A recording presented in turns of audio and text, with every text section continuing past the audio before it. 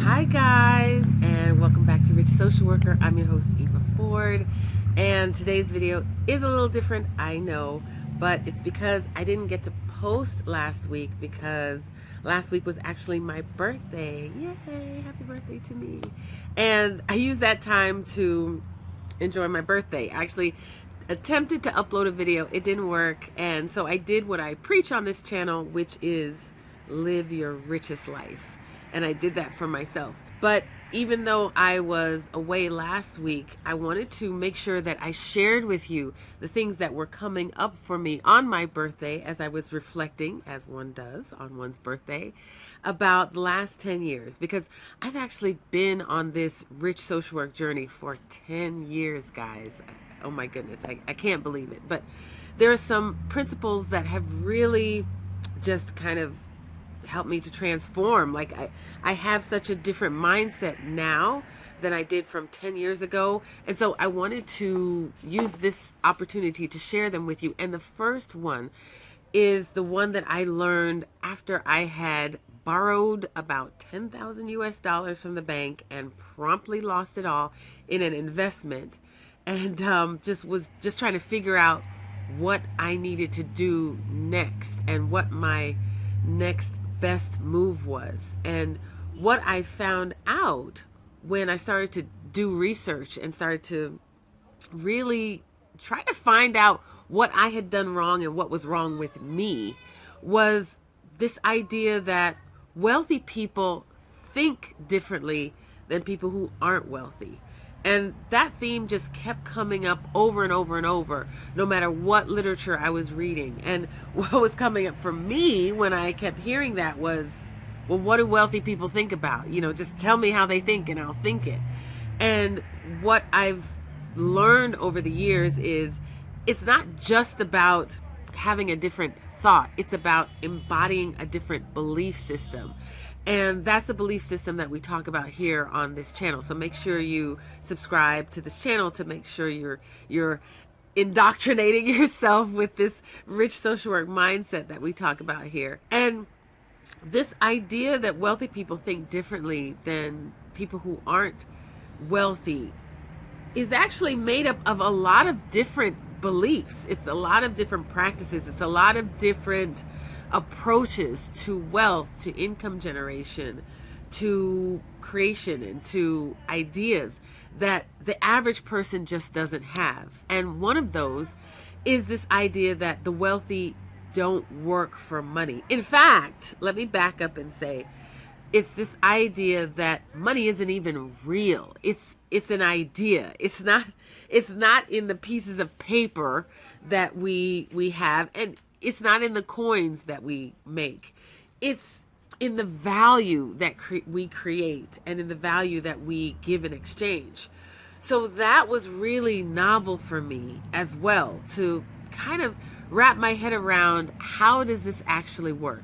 And a lot of these are principles that I would have learned from the book Rich Dad, Poor Dad by Robert Kiyosaki. And I've mentioned that book on this channel before. I'm sure I will continue to mention it because I swear by it.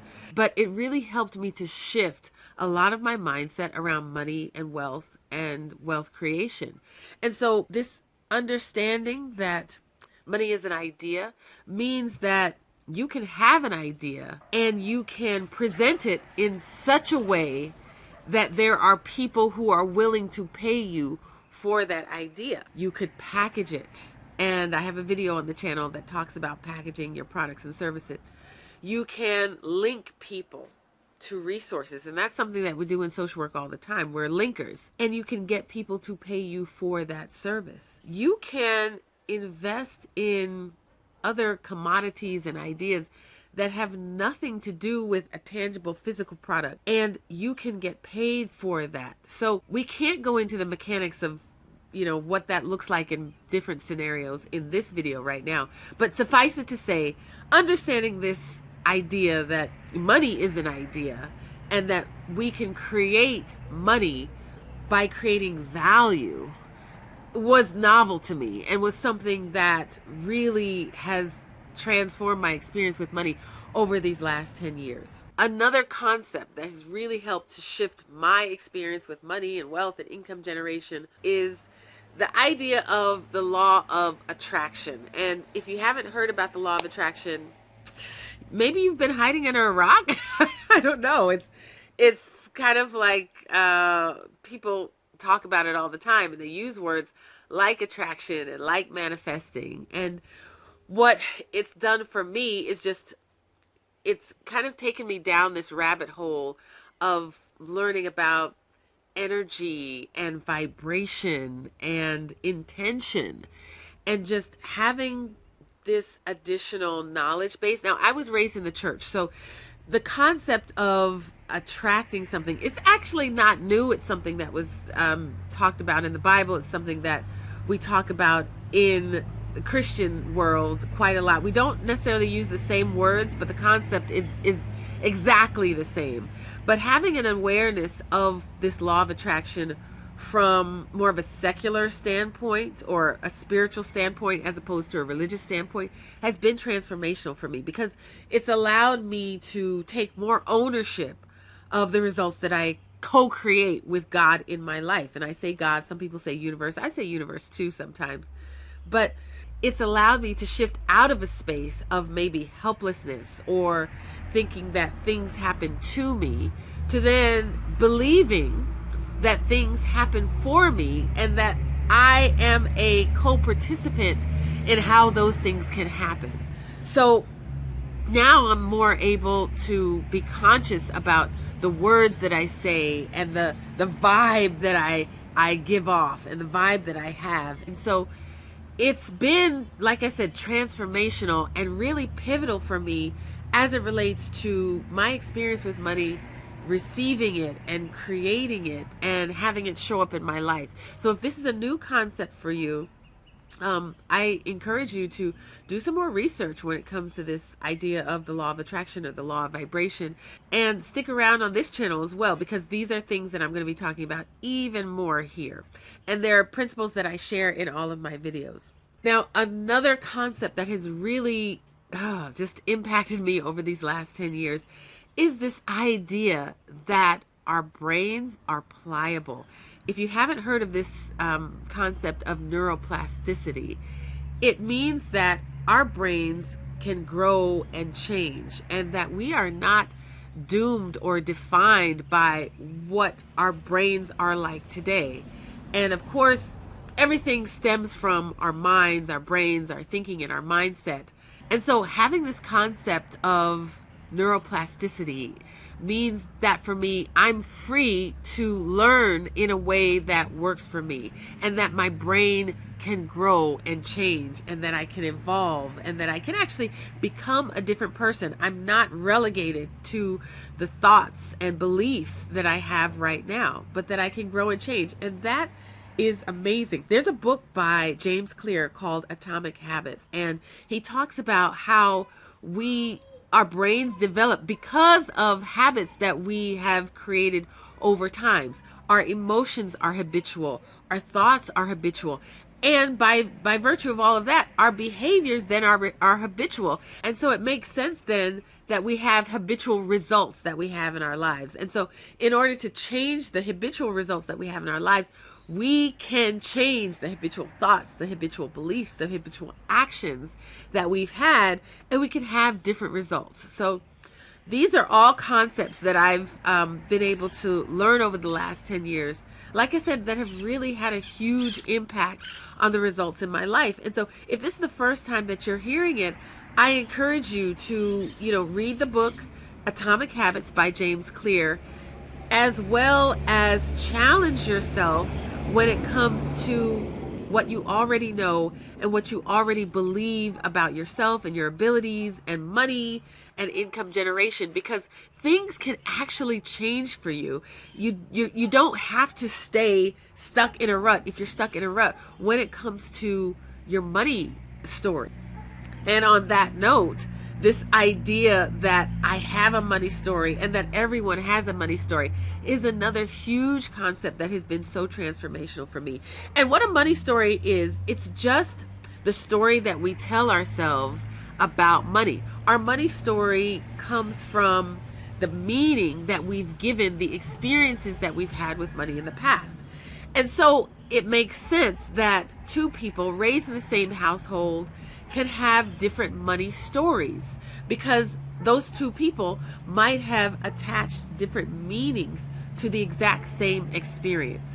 So you may have been raised in a household and maybe money was there, but you might have interpreted it as money being used as a tool of manipulation. And so your money story and how that plays out in your life may be different from someone else who was in your household as well, and who interpreted that as money being a tool for helping others, or money being a tool for having a life that you want and having the things that enable you to support other people in your life.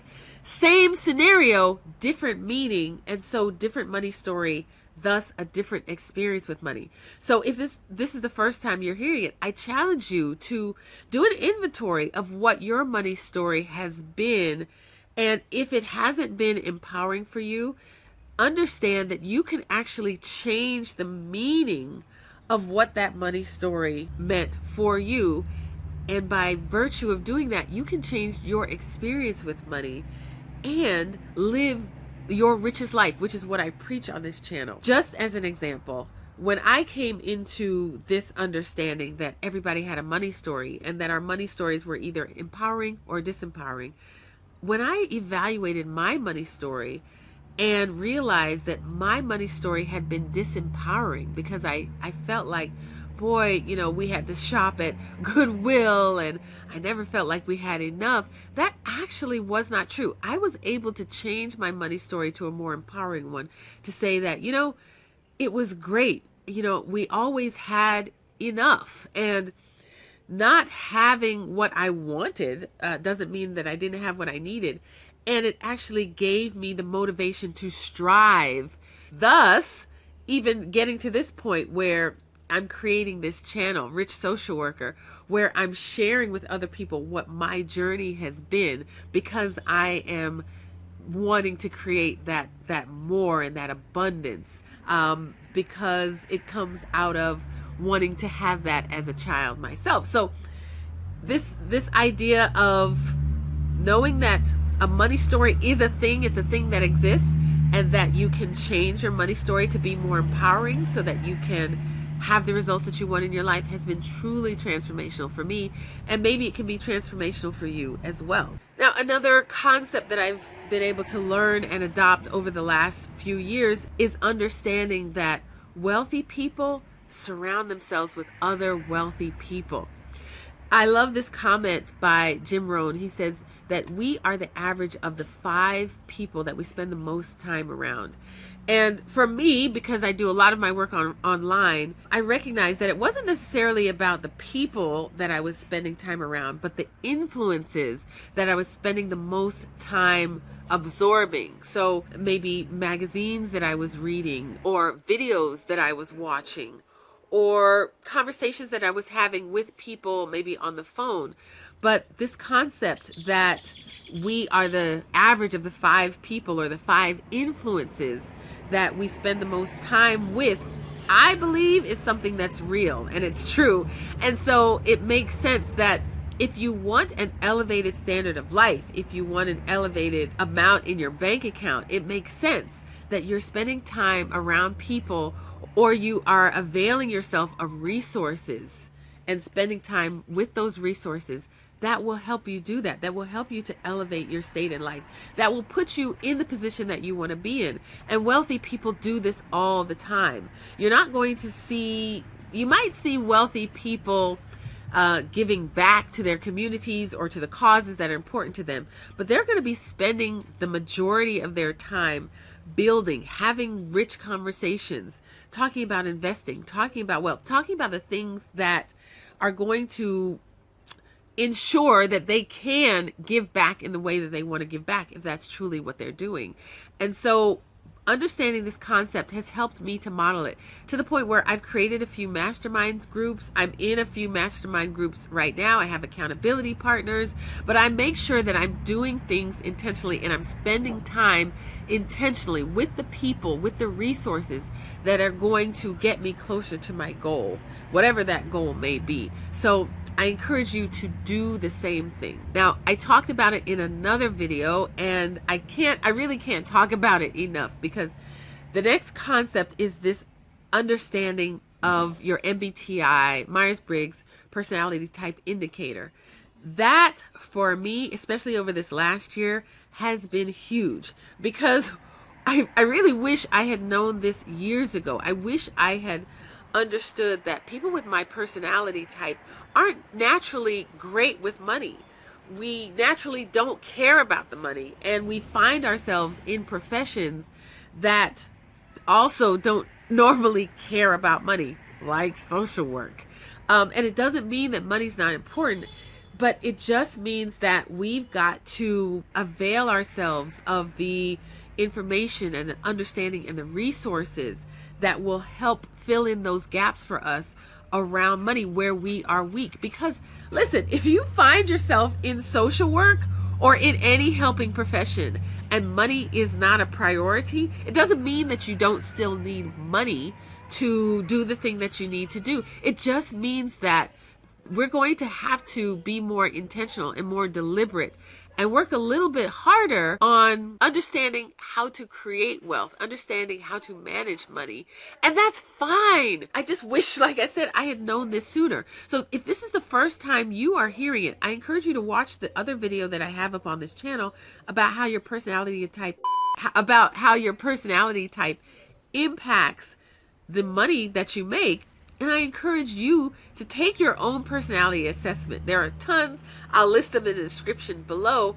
But get clear on what your personality type is. And then, once you know what your personality type is, do all the little investigations like I did. Do research on how that impacts you, how your brain works, and what you need to do, what you need to look out for when it comes to money. Some personality types are more thrifty than others, and some are more practical than others.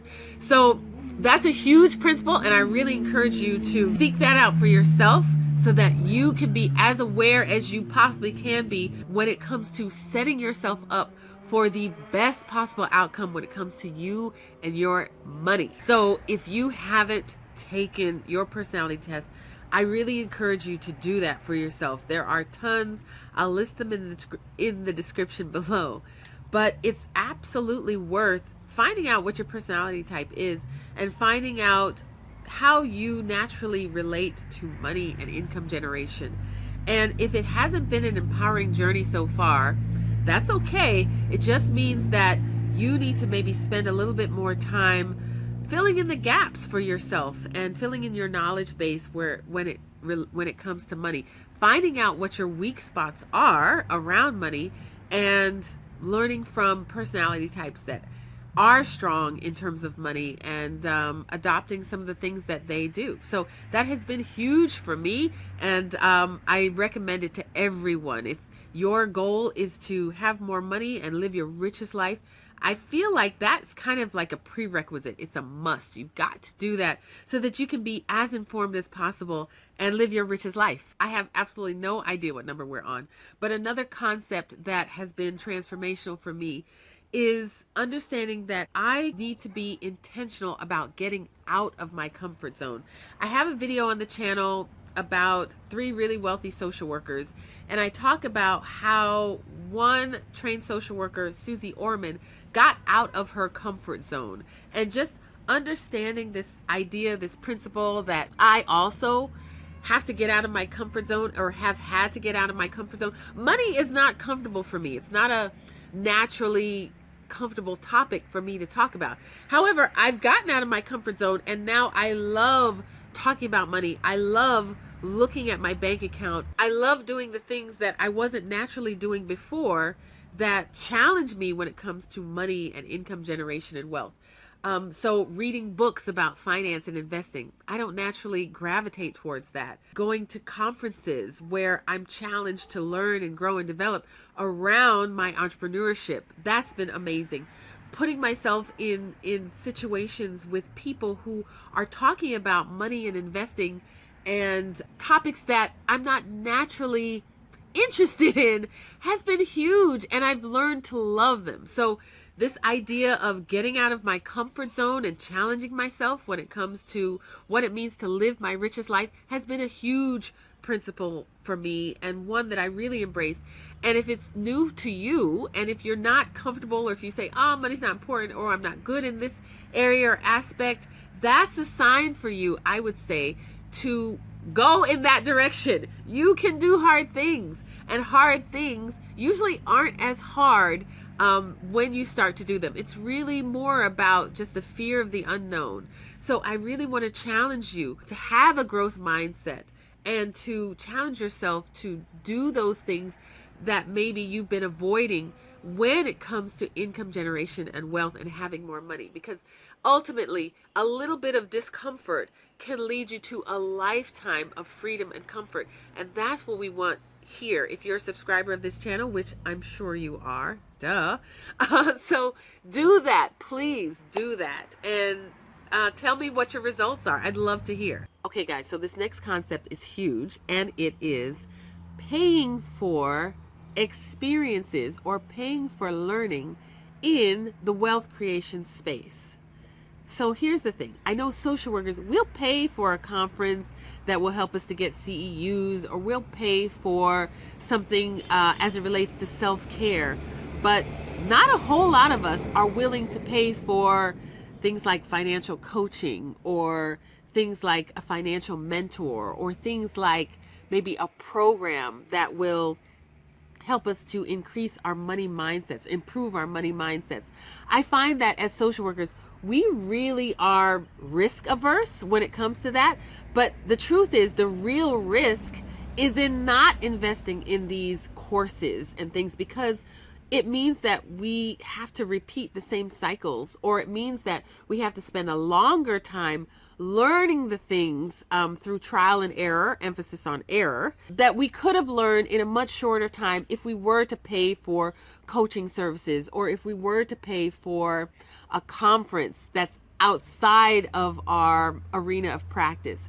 So that's a principle that I've learned. I've spent thousands of dollars, and I'm not necessarily proud of all of that money that I've spent, because some of it I really didn't have to spend. Sometimes people promote things and they're maybe disingenuous in terms of the results that they say that you'll get. But again, I count it as the cost of learning. And so that's something that I really hope more social workers get into, valuing paying for learning and knowledge outside of social work and in areas where we want to improve, especially when it comes to money and wealth. Now, I think we're on number 10. And what I would say is the last thing that's really profound for me that I've learned in these last 10 years that has changed the game for me is that wealthy people don't work for money, or they don't work hard for money. What they do is they leverage their knowledge, their skills, they leverage their income. And I talked to so many social workers. I used to be one that said, I don't want to have more than one job. And we think in social work that that's what it means. We need to have more than one job to create money and have more income and wealth in our lives. But wealthy people don't think like that. Wealthy people, like I mentioned earlier, they take ideas, they leverage their time, they invest, and they have more than one income stream. They have several income streams to create the money that they want in their lives and to create the results that they want in their lives. They write books, they create courses, they have other people working for them, they invest, they have real estate. And so these are concepts, like I said, guys, they have helped me so much. And so I didn't want to let my birthday pass without reflecting and sharing with you those principles that I have learned over the last 10 years. And this idea that wealthy people have several income streams and they don't work hard for money has been huge for me. And I have to say, it's not that they don't work hard. They work hard. They just let their money work harder for them. So guys, let me know what you think about these 10. I hope I've shared 10 because I wasn't really following my notes. But let me know what you think about these principles that I've shared. Are you following any of these? Has this been helpful for you? I would really like to hear and know. I wish I had you here with me and we could go back and forth, because all of these that I've shared with you, like I said, I live these. It took me no time to remember what these are, because 10 years ago, I didn't think like this. But now, 10 years on, having these wealthy thoughts and wealthy principles and concepts, like I said, my life is so different. So, guys, I absolutely believe you can dream, be, do, have anything you want in this life, but it starts with your mindset. So make sure it's a rich one. Like, subscribe, comment, share, all of the things. Thanks for being here, guys, and I'll see you on the next video.